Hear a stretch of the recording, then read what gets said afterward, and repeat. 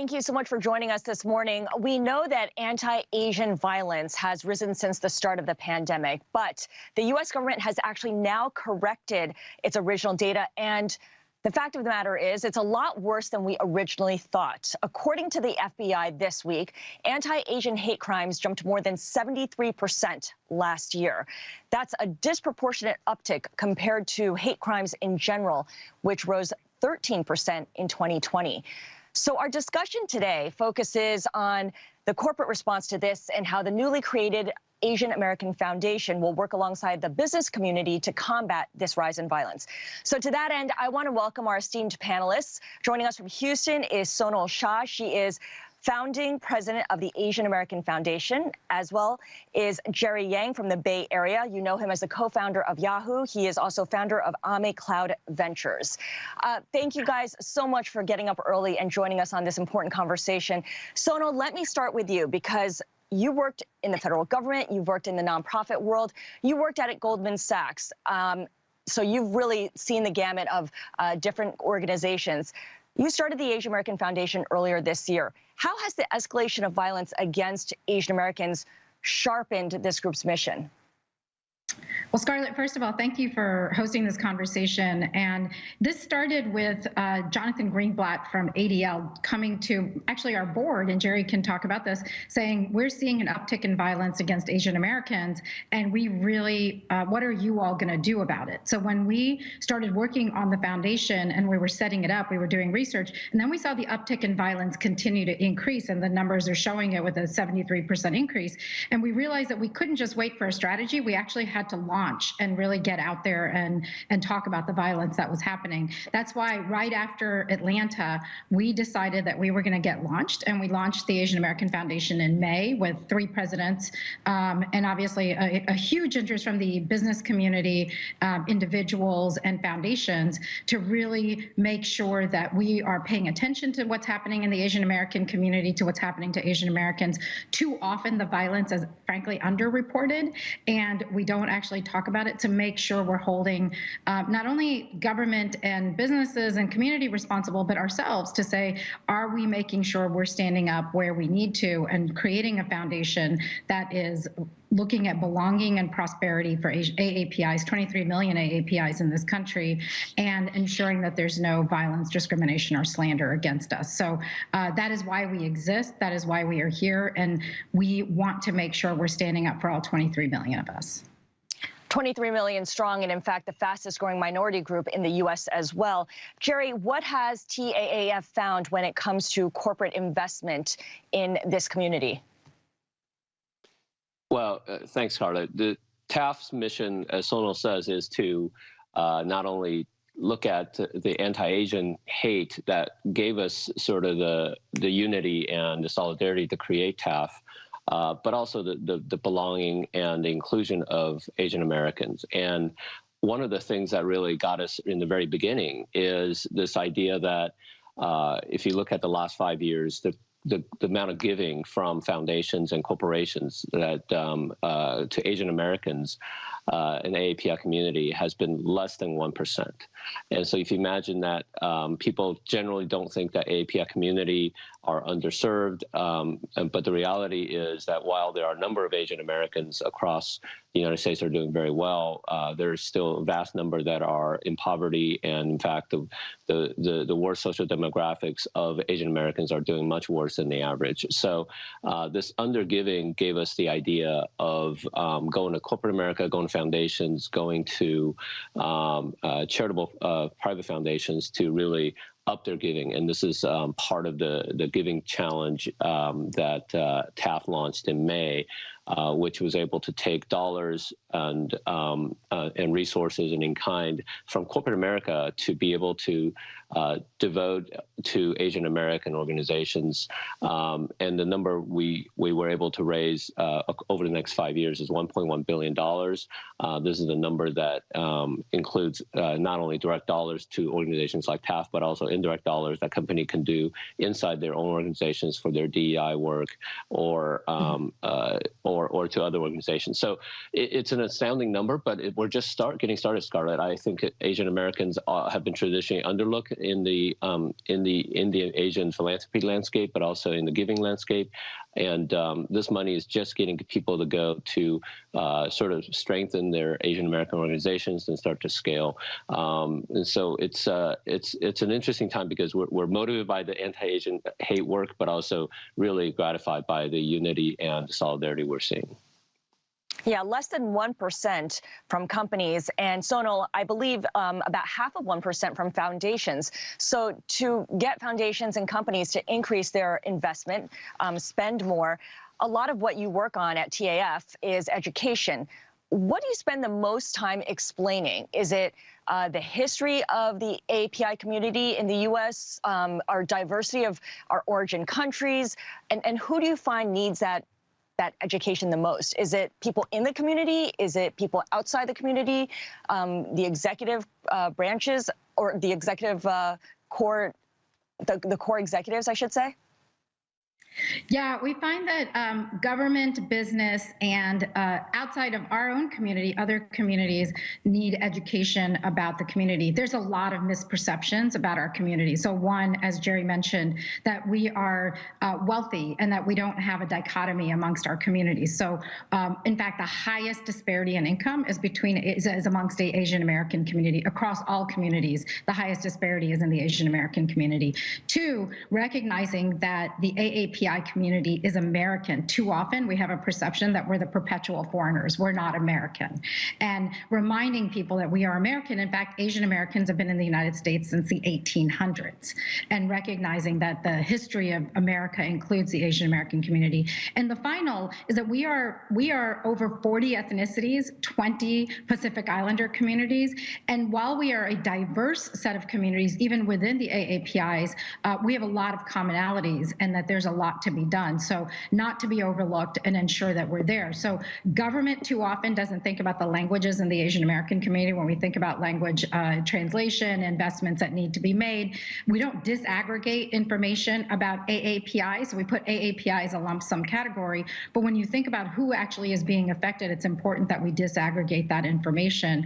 And in business and organizations, sometimes we forget, we don't even think about the AAPI populations because, we're like, well, it's 20% of the population in many companies, but we don't even think about it because they're there, but we don't think about what's happening to them, and the fact that AAPIs are not being promoted. Where our communities are not being promoted at the rates of other communities. So recognizing that AAPIs are here and that we need to educate people about who we are and what our issues are. Okay, well, right now, as I just mentioned, the FBI has given us new data that show that the incidents of anti-Asian hate have actually been a lot larger than what we had known up until this point. There are definitely fewer headlines, but there's still plenty of incidents. And I know that TAF is involved in the collection of data and making sure that we are keeping track of what's happening. We have a question from the audience here, and Sonal, I'll direct it to you. Based on all the work that TAF is doing and Stop AAPI Hate, which is one of your grantees, is working on, do you have any information on the current causes of specific violence against the Asian American community? So the particular violence against the Asian American community right now is coronavirus. And the fact that, our past president talked a lot about Kung Fu virus, all of that didn't help that it started to target a community that has been living in the United States, working in the United States, and talking about that. And that has increased violence amongst the Asian Americans, not just the Chinese American community, the Filipino American community, the Korean American communities, but across the board, it's affected our communities. So the largest amount of violence has been that. The second part is the anti-China rhetoric and recognizing that we may talk about a government, but let's not hold everybody and people accountable to what a government might do, and that is translating to affecting Asian American communities in the United States. So the violence is coming from multiple ends, but we have to be careful about how we say things and what we say, and it affects our children and college students too. It's not just the elderly and in Chinatowns and other places, but it's having an effect in schools, it's having an effect in college campuses, and it's important that we recognize that. So I mentioned Stop AAPI Hate, which has been tracking the number of incidents of anti-Asian hate. Jerry, we are in a world that reveres data. You are comfortable in that world of data as well. Collecting data on hate crimes we know is paramount, but walk us through how having that data moves the needle, because I look at the world of ESG, the environmental, social, and governance, and climate change, and the financial industry is obsessed with tracking data, with monitoring data, and measuring the data, and there's any number of sources for that information. But all that data, the aggregation of it, the slicing and dicing of it, the analytics it drives, it has somehow replaced action, or it can replace action. I worry that that's what's going to happen here. How do you think about that? Well, you nailed it. I think getting data is just the beginning, but really translating data into insights and translating insights into action is really where we need to head. And I think the reason that there is a fascination around anti-Asian hate data right now is that there hasn't been any of it before. This is, just something that nobody really tracked in the past. And so one of the work that TAF is trying to do is really build a foundation and a platform for being able to have kind of a longitudinal study over time to be able to understand what is going on. So not only are we partnering and helping funding people like Stop AAPI Hate, which is doing great work.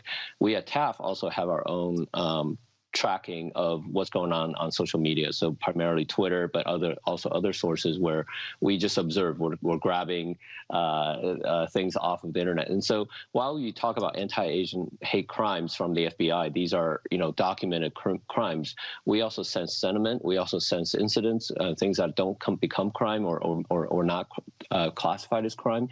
We have just seen that number have gone up. We've gone from sort of like Sonal said, rhetoric and incidents into increasingly more violent and more direct hate actions against Asian Americans. So being able to really first understand that baseline data, whether it's through our Twitter data or through Stop AAPI Hate or through survey data, which have been launched, and then we're also doing commissioning a more foundational study based on the 2020 census with the Pew research. These are things that we're going to need to be able to just understand our community better. Where are things happening? Who's that happening to? Is it within the community? Is it from outside the community? And then being able to take that kind of data, translate into insights, and translate into education initiatives, translate into narrative change, and then of course translate it into anti-Asian hate kinds of actions. For example, the Action Center that Sonal launched last month, where we're working with local community partners, or we're working with local companies, or we're working local governments to be able to respond to any dramatic hate incidents, for example. So being able to translate that data into insights, into action, is really what TAF is focused on. Okay, so that's the sequence here. So Sonal, I'm going to kick it over to you. Tell us a little bit about the action centers and the specific actions that you have put in place at TAF with some of the companies that you work with. So the action centers are in 3 cities right now. We're piloting in New York City, in Oakland, and in Chicago. And each of these action centers is focused on collecting data, protection of communities, response where response is needed, and helping people get access to the services that they need. And that's important because, and we're working with local governments there, we're working with local companies in each of these cities, and we're working with local activists or organizations there to make sure that there's a full wraparound service around when an incident happens. But while there's also what happens with incidents, these action centers are also focused on prevention. How do we work with companies? How do we work with government? How do we work with local community organizations to ensure that communities don't have to go through that? So we're not just dealing with incidents as they happen, but addressing them before they happen. So the action centers, we hope to expand these action centers and do it in more cities. But we started with these 3 cities because we knew where the incidences were high, and they continue to be high in each of these cities, and where we know that we have strong partners and we want to learn. So as we learn, we can adapt and expand along the way. I have a question from the audience, and I'm going to direct it to Jerry. One of the audience members, Jerry, wants to know, in what way should AAPI data be aggregated? Should it be by region? Should it be by country of origin? What would you suggest? Well, I think the way we look at data, especially on Asian Americans and Pacific Islanders, is really as a inside the United States, looking inside the American community, and the kinds of things that we're really trying to understand is, for example, not only among sort of the well-known ethnic groups of sort of the South Asians or the East Asians, but if you look at Southeast Asians, there's a large Southeast Asian community, whether it's the Hmongs or the so the Cambodians or Vietnamese. There is a huge number of Filipino Americans. They're starting to be obviously Asian Americans of different religions, and being able to segment those and understand whether religion plays in a role in sort of our work, which obviously it does. And then really there is a lot of inside the Asian American API understanding and study of where do we all live, what are the social geographic and social demographic data, but it's really, Scarlet, none of this is rocket science. It's really just basic sort of societal and communal understanding of who we are. This is what you probably would do in any community, and so we're just getting started there. And insights are quite telling. We're finding out about what we know about ourselves, and then our interactions with other races. Those are important as well. So we're hoping to be able to talk a lot more about that in the coming months. It speaks to the fact that there was such little data to begin with, that collecting this data tells so many stories. Sonal, give us some specific examples of companies that are spending money and taking actionable measures beyond paying lip service and saying that we stand beside our API colleagues, we wish them well, we condemn this violence against this community. Well, I hate to pick on any one particular company because we have so many of them partnering. Let's highlight. Let me give you 3 examples. So Bank of America is a great partner with us, and they have made a big commitment to equity. And we are a partner with them in looking at which communities that are being most affected where Bank of America operates, and how can we make sure that communities are being affected there. McKinsey is running an institute on Asian American leadership. As I mentioned, the promotion of Asian Americans in companies is very limited. And so we wanted to make sure we were working with Asian American leaders. So McKinsey is running an institute. They've already put 1,000 leaders through that institute, and they would like to do 10,000 to make sure that we are investing in Asian American leadership. On the tech side, we have companies like Zoom that are working with us and helping our nonprofits get access to accounts, or to be able to understand how they could use Zoom more effectively for the work that they need. So we have many companies that are doing this, but these are just 3 great examples of companies that have really stepped in to really be partners with us. And I'm glad to hear about Zoom and the tech industry doing that, but it makes sense given that the CEO is Eric Yuan, who is Chinese American. Jerry, you are based out in Silicon Valley. The big tech firms are the leaders, the corporate leaders. They attract the talent. What more do the CEOs and the founders of those firms need to be doing to play a bigger role in promoting API leadership and belonging?